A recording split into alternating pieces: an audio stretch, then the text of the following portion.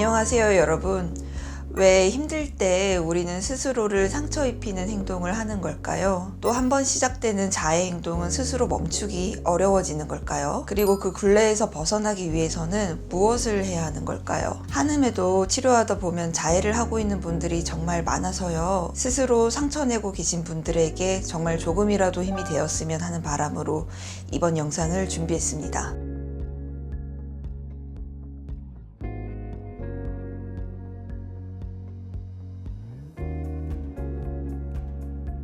사실 자해를 하시는 분들의 입장에서 이 자해는 단순히 몸에 상처를 내는 행위에 그치는 게 아닌데요. 우리 깊은 내적 고통을 외부로 표출하는 방법의 하나로 이러한 행동을 하시곤 하시죠. 그런데 그러다 보면 자해 활동이 일시적으로 괴로운 감정을 해소하거나 통제할 수 있게 만들어준다고 느껴지기도 해요. 하지만 그거는 단기적인 미봉책일 뿐이지 실제로는 더 힘겨운 상황들이 만들어지는 경우가 훨씬 많죠. 혹시 괴로워서 일단 자해를 하긴 했는데 선명하게 남은 자국들을 가족에게 혹은 친구들에게 들킬 것 같아서 걱정되신 적은 없으신가요? 아니면 한여름에도 반팔, 반바지를 입지 못하신 적은요? 하지만 이러한 남들의 이목보다 더 가슴 아픈 거는 자해의 순간에 나는 아프지 않았는지, 아니면 혼자서 내가 얼마나 괴로웠는지, 외로웠는지, 그리고 이렇게 힘든 나를 어떻게 도와야 하는지 방법을 모른다는 겁니다. 여러분들은 만약 키우는 강아지가 아파서 괴로워하고 있으면 때리실 건가요? 아니면 안아주고 싶으신가요? 아마 괴로워하고 있는 강아지를 보듬어주고 맛있는 걸 먹여주고 햇빛을 쐬어주고 더 사랑해 주시고자 할 거예요.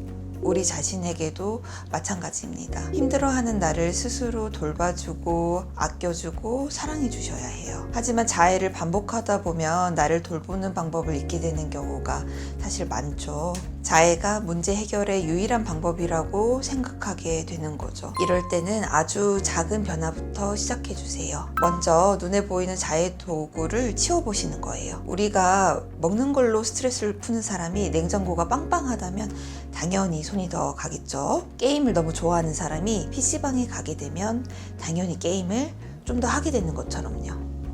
일단 눈에 보이는 도구들 먼저 정리해서 자해에 대한 내 마음이 일어나지 않도록 해주세요. 그 다음 두 번째로는 나를 돌보는 아주 사적이고 작은 일들을 만들어 보는 건데요. 죽고 싶은 마음이 치솟고 자해 욕구가 올라올 때 완전 반대의 경험을 해보는 거예요.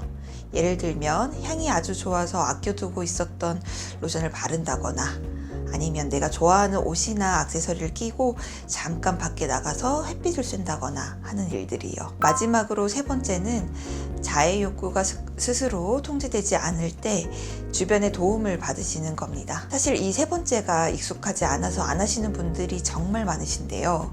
실제로 보건복지부의 통계에 따르면 자해 시도를 하지만 전문가의 상담을 받지 않는 이유에 대해서 상담을 통해서 해결되지 않을 것 같아서 라고 답하시는 분들이 많았어요.